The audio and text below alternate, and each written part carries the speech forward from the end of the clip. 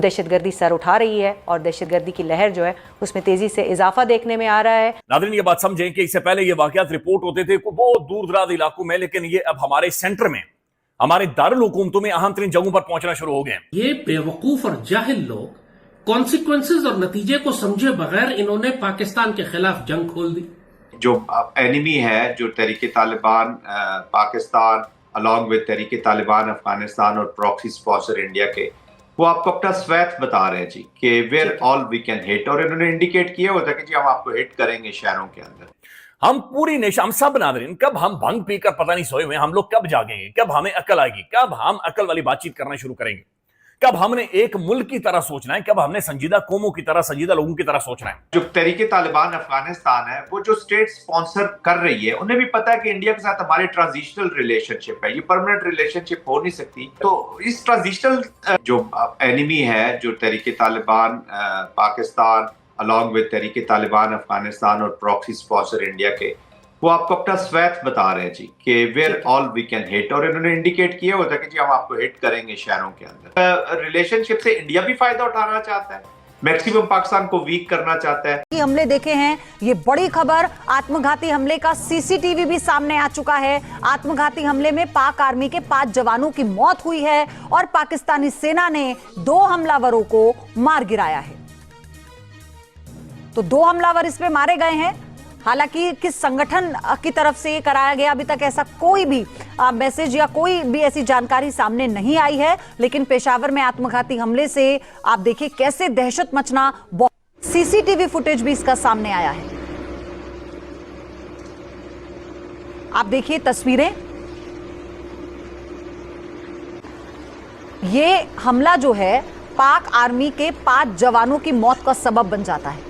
इतना तेज धमाका होता है कि पूरा इलाका थर्रा उठता है। फिर आसपास लोग जो हैं वो भी इधर उधर भागने लगते हैं, थोड़ा पैनिक आप देखेंगे इन तस्वीरों में। पाकिस्तानी सेना ने 2 हमलावरों को तो मार गिराया। आप यकीन माने ये चीजें अलार्म हैं, ये दस्तक हो रही है भाई, आपका दरवाजा बार बार बज रहा है कि भाई जागो जागो जागो, होश के नाखून लो। हम सबको नाज़रीन होश के नाखून लेने की जरूरत है। हमारा दरवाजा, और ये जितने जोर से बज रहा है ये टूट जाएगा।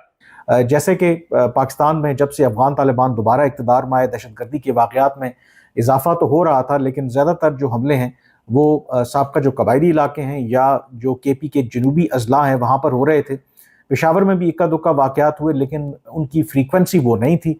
लेटली हमने देखा है कि इस्लामाबाद में भी दहशतगर्दी का वाक़या हुआ, फिर अब पेशावर का जो ये FC हेडक्वार्टर है उसको टारगेट करने की कोशिश की गई है।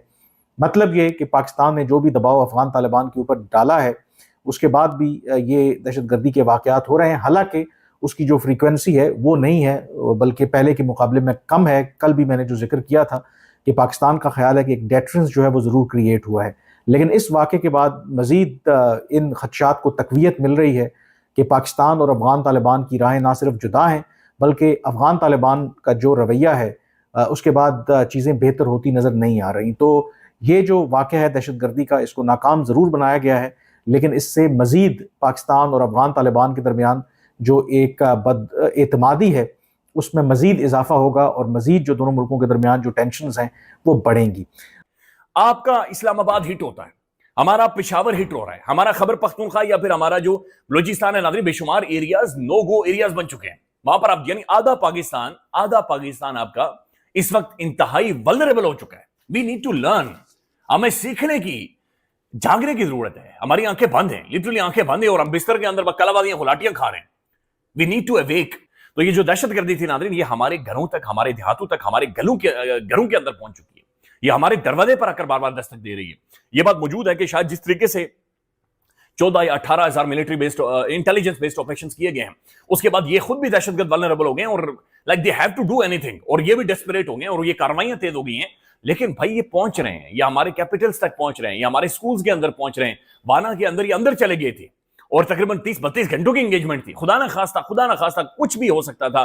फिर ये नाज़रीन इस्लामाबाद की चेहरे के अंदर, हमारे कैपिटल के अंदर, हमारे दारुल हुकूमत के अंदर आकर ये सारी सूरत हाल हुई है। एक तो वो अपनी विल जो है पाकिस्तान के लोगों की, पाकिस्तान की आर्म्ड फोर्सेस में और पाकिस्तान के आर्म्ड फोर्सेस की विल टू फाइट टेररिज्म, वो तोड़ना चाहते हैं, विच इज इम्पॉसिबल। ये मैं आपको बड़े गारंटी के साथ बता सकता हूँ। पाकिस्तान आर्मी जितनी भी कुर्बानियां दे दे, अवाम भी कुर्बानियां देते रहे, ये लॉजिकल कंक्लूजन तक इस वॉर को पहुंचाएंगे जरूर। दूसरा, वो जो तहरीके तालिबान अफगानिस्तान है, वो जो स्टेट स्पॉन्सर कर रही है, उन्हें भी पता है कि इंडिया के साथ हमारे ट्रांजिशनल रिलेशनशिप है, ये परमानेंट रिलेशनशिप हो नहीं सकती, क्योंकि इंडिया के अंदर अब काफी बातचीत हो रही है, प्रेशर डेवलप हो रहा है not to work with the Taliban setup. ये आपको याद होगा 2021 में जब ये, और 2020 दोहा में जब ये चीजें चल रही थी और दोहा अकॉर्ड भी जब हो रहा था, तो ये अगेंस्ट थे जी तालिबान रजीम के, और ये सिक्योरिटी काउंसिल में इस मामले को लेकर जाना चाहते थे कि वहां पर इस रजीम को एक्सेप्ट ना किया जाए। बट आफ्टर 3-4 मंथ्स उन्होंने देखा डिफेक्टो रूलर्स तो ये बन गए, तो इनका इस्तेमाल किया जाए, और कन्वेंशनल फेलियर के बाद वो इनको इस्तेमाल कर रहे हैं। तो इस ट्रांजिशनल रिलेशनशिप से इंडिया भी फायदा उठाना चाहता है, मैक्सिमम पाकिस्तान को वीक करना चाहता है, और तालिबान भी फायदा उठाना चाहते हैं कि जितना पैसा उससे वॉर रिलेटेड इकॉनमी की एडवांटेज ले सके। और पाकिस्तान में हो क्या रहा है, ये डॉन अखबार की आज की पेज की खबर है कि जनाब जो फेडरल कॉन्स्टिट्यूशनल कोर्ट है और जो नई बनाई गई है जस्टिस अमीनुद्दीन खान, वो कमरा ढूंढ रहे हैं। वो कभी इस्लामाबाद हाई कोर्ट में फटे, कभी फेडरल शरीयत कोर्ट में फटे, कभी सुप्रीम कोर्ट में फटे, उन्हें जगह नहीं मिल रही। वो कह रहे मुझे पूरी की पूरी बिल्डिंग चाहिए, मुझे नहीं पता, मुझे पूरी बिल्डिंग दे भाई, नीचे से लेकर ऊपर तक 3-4 फ्लोर्स की बिल्डिंग होनी चाहिए, वहां पर एक नई अदालत लगे। यानी निजाम इंसाफ बिल्कुल ठुस हुआ पड़ा है। उस सूबे के सीएम को अपने वल्नरेबल किया हुआ है। उस सूबे का हरिपुर का इलेक्शन है तो वहां पर आधी रात को झुरलो और धांधला फेरा जाता है।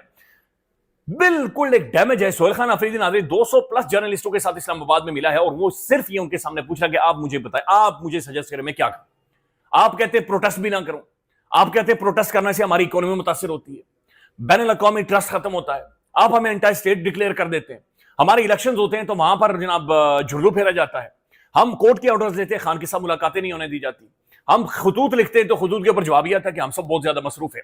तो आप मुझे बताएं कि मैं क्या करूं। अब ये जो नादिर पेशावर के अंदर हुआ है और ये जो सूरत बन रही है दहशतगर्दी की, हमारे आंखों के सामने बन रही है, ये सोहेल खान अफरीदी नहीं इसे सॉर्ट आउट कर सकता। पाकिस्तान की जो सिर्फ अफवाज है वो नहीं इसे सॉर्ट आउट कर सकती। इसके लिए एक नेशनल लेवल की पॉलिसी की जरूरत है, एक कौमी लेवल की पॉलिसी जहां पर तमाम मुकातिब फिक्र के लोग इकट्ठे हों, एक क्लैरिटी नजर आए। कबायली अमायदीन हो, पेशावर के लोग हों, केपीके की गवर्नमेंट हो, फेडरल विफाकी गवर्नमेंट हो, पाकिस्तान के हसास इदारों के लोग, ये सब मिलकर नाज़रीन एक पॉलिसी बनाएं, एक जगह पर बैठे डिस्कस करें और सब एक साथ खड़े होकर बैठाएंगे भाई 1 2 3 4 5 ये चीजें हम करने जा रहे हैं और we will sort this out, ये खत्म हो जाएगी। लेकिन अगेन वही वाली बात है कि हम बंग पीकर सबने सोए हुए।